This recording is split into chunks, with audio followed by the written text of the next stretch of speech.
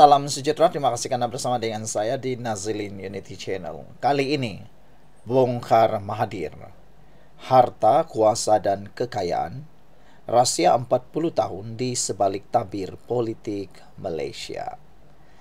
Tuan-tuan dan puan-puan, selama lebih 4 dekad nama Tun Mahathir menjadi simbol kuasa.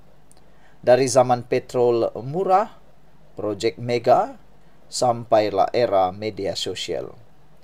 Tapi di sebalik legasi itu ada satu persoalan penting yang masih menghantui Malaysia. Dari mana datangnya kekayaan luar biasa keluarga Mahathir?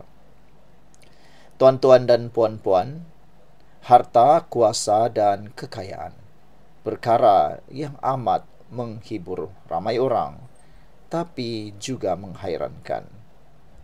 Hari ini kita bongkar bukan dengan emosi, tapi dengan fakta. Siapa sebenarnya yang mengawal aset, kuasa, dan pengaruh yang masih hidup, walaupun umur politiknya sudah 99 tahun. Kuasa itu bernilai bila disimpan terlalu lama. Mahathir memerintah selama 22 tahun kali pertama dan 22 bulan untuk kali yang kedua. Dua tempoh yang mencipta dua legasi. Satu membina negara, satu lagi membina dinasti. Tuan-tuan dan puan-puan sekalian, di zaman Tun Mahathir, bermula pada tahun 1981 sehingga tahun 2020, Mahathir dikatakan mengawal bukan sekadar kerajaan tetapi juga rangkaian korporat. Daripada Petronas, Proton hingga syarikat kroni yang disebut-sebut menerima kontrak khas. Itulah asas kepada tuduhan bahawa kuasa digunakan sebagai pelaburan kekayaan.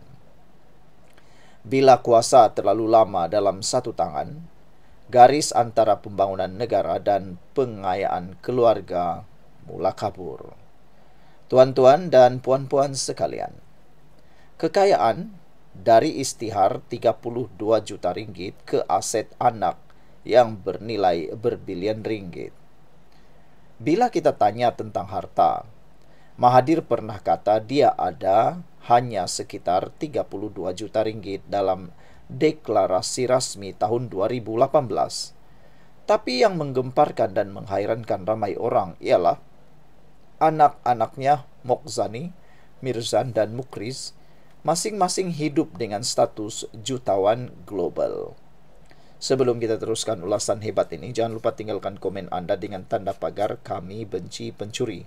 Tapi sebelum itu, izinkan dulu saya berkongsi kepada anda semua. Ini ialah terapi imun Transofactor for Life, terapi imun yang meningkatkan daya imun badan kita sehingga 400%. Secara umum dan ringkasnya, apabila imun badan kita lemah, bodoh, dan tidak seimbang, kita sukar sembuh daripada penyakit dan penyakit berakar di dalam tubuh badan kita. Tetapi terapi imun ini mengajar, mendidik, dan menguatkan imun serta menyeimbangkan sistem imun badan kita. Apabila imun badan kita jadi kuat, bijaksana, dan seimbang, imun badan kita itulah yang menghapuskan dan menghancurkan semua jenis penyakit yang ada dalam tubuh badan kita. Produk ini lulus KKM halal dan diperakui oleh doktor-doktor di seluruh dunia. Cepat dapatkan produk ini melalui nombor telefon yang tertera. Produk ini penemuan paling bersejarah. Mungkin ini adalah jawapan pada doa anda selama ini.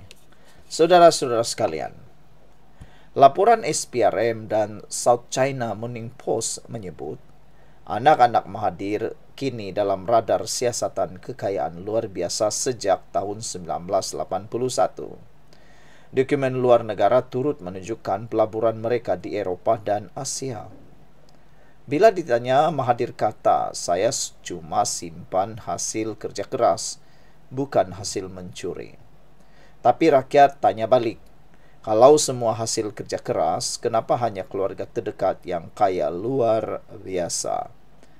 Keratan berita SPRM arah anak Mahathir istiar harta juga baru-baru ini menjadi tular dan betul-betul menjadi hangat di mana-mana. Di sinilah logiknya ekonomi politik. Kuasa melahirkan peluang dan peluang melahirkan kekayaan. Tapi kalau peluang hanya dalam kalangan keluarga, itu bukan merit, itu monopoli. Bukti penafian dan permainan persepsi. Mahathir menafikan semua tuduhan. Katanya, semua itu fitnah Anwar dan media barat. Malah beliau menyaman Anwar Ibrahim dengan nilai 150 juta kerana mendakwa memperkaya diri sendiri. Tuan-tuan dan puan-puan sekalian, namun dalam masa sama, SPRM masih meneruskan siasatan terhadap anak-anak beliau. Dari laporan The Edge, mereka disiasat berhubung aset luar negara dan pegangan saham berbilion. Tuan-tuan dan puan-puan, dalam bidang ekonomi politik, situasi ini disebut elite capture.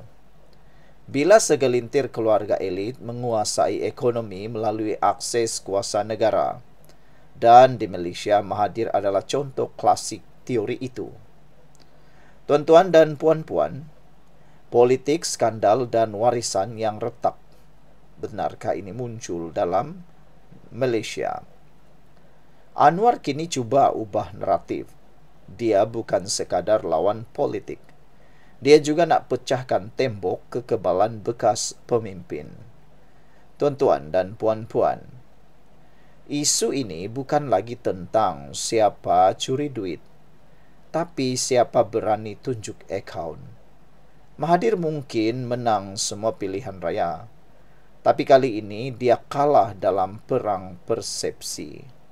Rakyat kini mula mempersoalkan, adakah 40 tahun pembangunan ini benar-benar untuk negara atau untuk satu legasi peribadi yang disalut dengan nama nasionalisme? Tuan-tuan dan puan-puan, harta, kuasa dan kekayaan cermin politik Malaysia.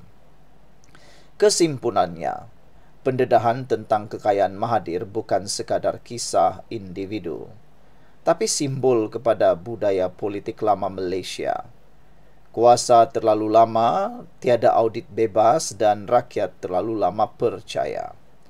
Secara ilmiah, isu Mahathir membuktikan bahawa sistem semak imbang negara lemah bila kuasa tertumpu pada satu tangan. Ia memberi pengajaran besar kepada generasi baru. Jangan biarkan sesiapa pun terlalu lama di atas, sebab kuasa yang tak dipantau akan jadi harta yang tak terjawab. Saya Nazilin Unity, ini bukan sekadar ulasan biasa. Ini panggilan untuk rakyat celik sejarah.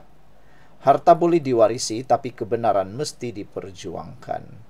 Apabila komen anda, jangan lupa tinggalkan komen anda, tekan butang subscribe, share jika anda suka ulasan ini. Sekian dulu, kita jumpa lagi. Bye-bye. Hello guys, ini ialah walkie-talkie Bofeng BF888S. Dapatkannya di Shopee, murah. Guys, ini ialah headphone Onikuma K2 Pro. Hebat, luar biasa, cantik dan murah. Dapatkannya di Shopee. Guys, ini ialah power bank Mozom PB149. Murah, hebat dan dapatkannya di Shopee sekarang. Guys, ini ialah Shokz Open Swim Pro. Headphone yang hebat, kualiti hebat, tahan air. Dapatkannya di Shopee. Guys, ini ialah headphone One Audio E70 Fusion. Dapatkannya di Shopee, murah sekarang.